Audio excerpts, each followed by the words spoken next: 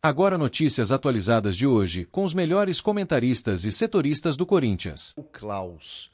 Inclusive, nesse evento, né, estavam lá o técnico Ramon Dias, o atacante Romero, o Abel Ferreira, o goleiro Everton e no meio deles os dois árbitros definidos para a grande decisão, para as duas decisões, né?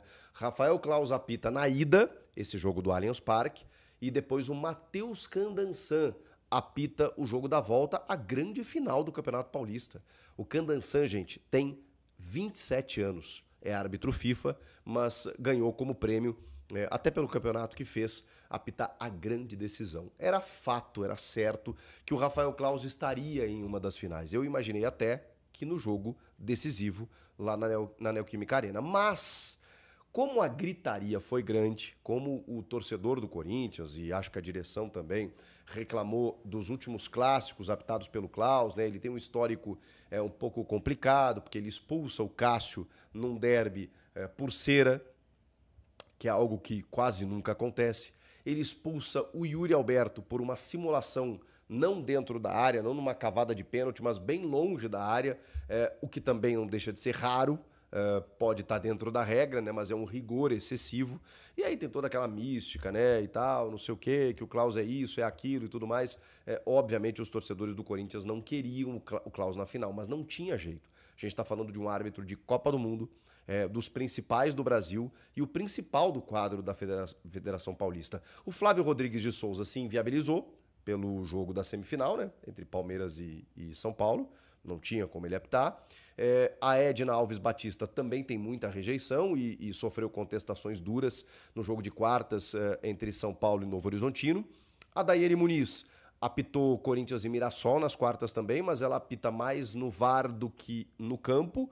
E o Vinícius Araújo, João Vitor Gobi, não chegaram a apitar grandes jogos nessa reta final de Paulista, não estavam tão cotados assim. O Luiz Flávio de Oliveira aposentou. Para quem não sabe, no começo do ano foi compor o conselho de árbitros que vão analisar aí, a atuação da arbitragem na CBF dentro do Campeonato Brasileiro. Então, não tinha muita opção, gente. O Klaus iria apitar um dos jogos, tá? E ele foi escolhido para o primeiro jogo, porque a pressão, imagino eu, será menor no Allianz Parque para ele do que seria na Neoquímica Arena.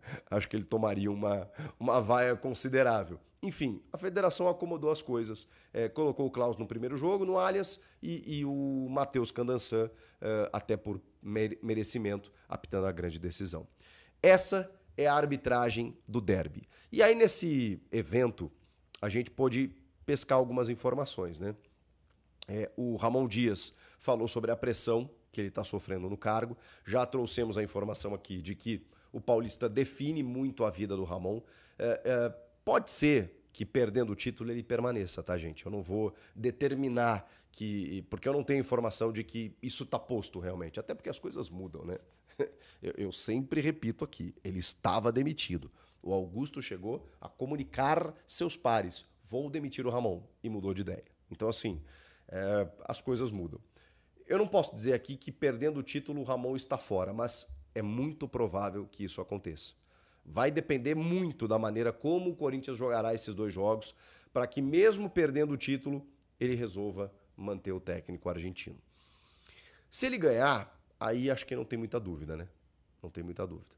Pode ser até que ele demita, mas eu acho muito difícil. Acho que aí a chance é muito maior dele permanecer. E ele falou sobre essa pressão, disse que está acostumado, mesmo quando era jogador e tudo mais, que isso faz parte do trabalho dele. O Romero, os repórteres lá nas perguntas lembraram, e o Romero também lembrou, né?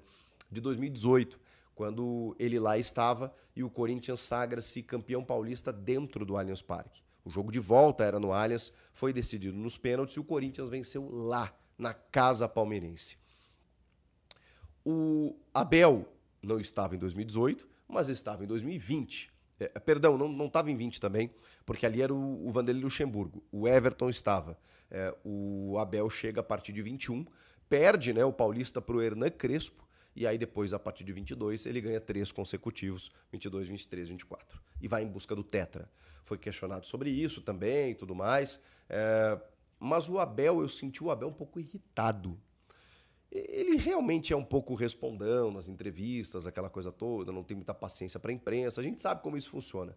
Mas, cara, ele tava afim, viu? Ele tava afim. Porque ele reclamou quando foi questionado sobre o gramado sintético, dizendo que.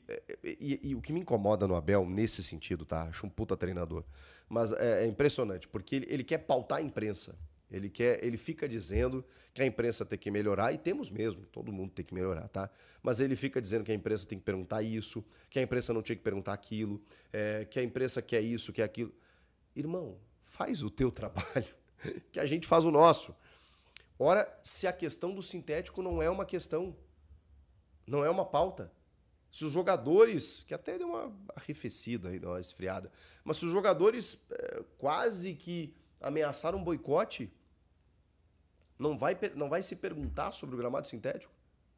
Poxa, ele não quer falar sobre isso, tudo bem, mas ele se revoltou, falou algumas coisas, porque aí foi questionado sobre o gramado, né, da Neoquímica Arena, que ele sempre elogia, e ele falou, já falei sobre isso, não vou mais falar, né, gramado top, seja natural, híbrido ou seja sintético, o importante é ter gramado top, como são esses dois e tudo mais, meio que cerrou o assunto.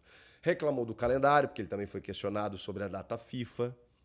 Os jogadores vão retornar quase em cima do segundo jogo da final, né? E isso é um problema realmente, mas ficou pistola. Por que você está me perguntando isso? Sabe, a maneira de responder, sabe? O que você acha sobre isso? Rebatendo o Lucas Herrero, que fez a pergunta no caso, da TV Bandeirantes, inclusive. Por que você está me perguntando isso? Qual é a sua opinião sobre isso? Irmão, responde, sabe? Cria um clima, mas enfim. Porque eu acho que ele até tem razão no mérito, né? Mas, né, precisa ficar arrumando inimigos, né? Ficar brigando contra alguma coisa. Parece que ele precisa disso. Enfim, isso é um problema realmente, né? Os jogadores convocados, e o Palmeiras tem muitos, o Corinthians vai ter os seus também. Inclusive o Memphis Depay, que foi convocado para a seleção holandesa, que joga no dia 23 e aí volta 24, aí ele tem 25, 26 e 27. Já é o jogo, é a segunda final do Paulista. Eu acho que ele joga 23. Enfim, ele vai ter 2 treinos aí, né? 25 e 26 para treinar e 27 é o jogo. Claro que é complicado, claro que é ruim e a gente precisa repensar isso realmente. Mas ele citou também de forma bem humorada, o Abel Ferreira, sobre o filme, né, Romeu e Julieta, que tem a famosa frase do Lima Duarte, né? Você não sabe o que é um Corinthians e Palmeiras e tal. E aí ele fez um discurso, né, dizendo que a gente precisa valorizar o futebol, valorizar as grandes coisas, o amor pelo esporte, pelos clubes, o que eu, obviamente, nesse ponto concordo muito com o Abel Ferreira. O Ramon foi questionado também sobre o Garro, muito por conta do gramado sintético, porque a lesão do Garro é no joelho. E o Garro está jogando no sacrifício e tudo mais. O Ramon disse que o departamento médico do Corinthians está fazendo de tudo para que o Garro possa jogar.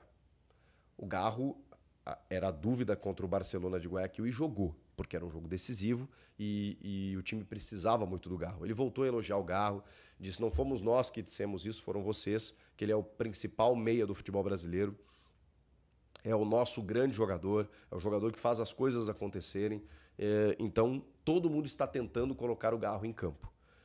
Mas se ele não puder jogar, temos outros jogadores que podem... E aí já complica um pouco, né, Ramon? Porque o Coronado, que faria a função, está machucado. E aí tem que recuar o Memphis, botar o Romero, provavelmente para ser um atacante ao lado do Yuri Alberto. Mas o Garro é dúvida, de novo.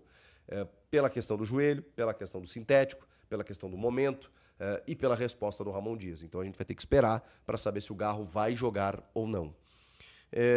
E o Palmeiras, não nessa entrevista aí, né, não nesse evento, mas anunciou ao longo do dia o Lucas Evangelista, ex-Bragantino. Demorou um pouquinho até para o anúncio acontecer, porque deu uma divergência lá no exame médico, né? Precisou confirmar algumas situações. Ele tem 29 anos, meia canhoto, vem para disputar a posição ali no meio, na vaga do Zé Rafael, né? Para disputar a posição com o Richard Rios. Muito bom jogador, muito bom jogador.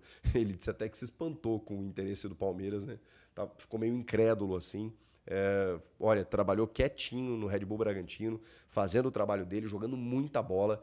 Tenho certeza que no Palmeiras ele potencializa ainda o seu futebol. Um jogador que tem passagens até pelo futebol italiano, europeu, grego. jogou no São Paulo, é da base do Deportivo Brasil. Então, assim, só que ele não vai jogar, evidentemente, essa final, né? O Vitor Roque, sim, porque foi inscrito ainda a tempo, antes da semi.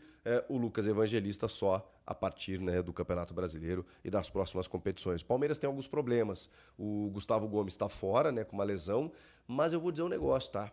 O zagueiro Mikael, que eu não conhecia, que entrou no time, cara, ele tomou conta da posição e vai jogar ao lado do Murilo. E vai jogar muito bem, imagino, porque, assim, o cara me surpreendeu em termos de força física, em posição. Muito bom jogador, hein? Mikael, jogador hoje titular da defesa do Palmeiras. E o Piquerez está de volta, né? O que também é um grande acréscimo, porque acho que é o melhor jogador da posição há alguns anos aqui no futebol brasileiro. O Bernabé jogou muito ano passado, tudo mais, no Inter e tal, mas o Piquerez é muito, muito, muito regular. Enfim, o Corinthians vai ter o Memphis no primeiro jogo, no segundo também, né? Mas tem a data FIFA aí que vai depender. O Yuri vai jogar, o Thales Magno também foi uma questão para o Ramon, né? Se isso indica, né, que ele não vai ficar. O Ramon meio que desconversou. Eu tô achando que o Thales mesmo não deve permanecer depois da metade do ano. Mas enfim, isso é assunto mais para frente. O fato é que foi uma entrevista amistosa, com exceção do Abel ali, que, né, saiu um pouco do prumo em alguns momentos. Palmeiras e Corinthians com a arbitragem definida, com escalações com algumas questões. A gente vai projetar ainda nesse sábado qual o melhor time que vai entrar em campo, mas um primeiro jogo que pode definir muito os rumos da decisão, né? Dependendo do placar que acontecer, se o Palmeiras encaminha uma vantagem significativa, se o Corinthians consegue vencer na casa do Palmeiras, vem com uma vantagem muito boa. O Ramon frisou muito isso, né? Nossa preocupação foi terminarmos em primeiro no grupo para decidir em casa. Essa era a nossa vantagem. E é uma vantagem. Porque o Corinthians é muito forte em casa. Não pode tomar um 3-4-0 como tomou do Barcelona, né? Porque aí fica difícil para reverter.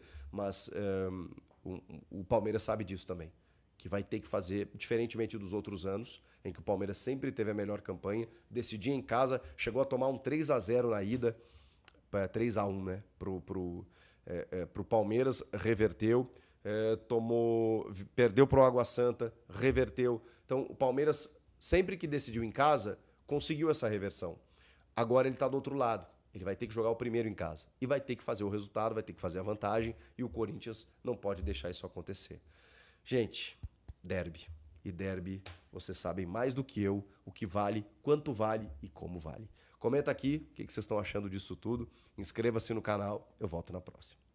Tchau!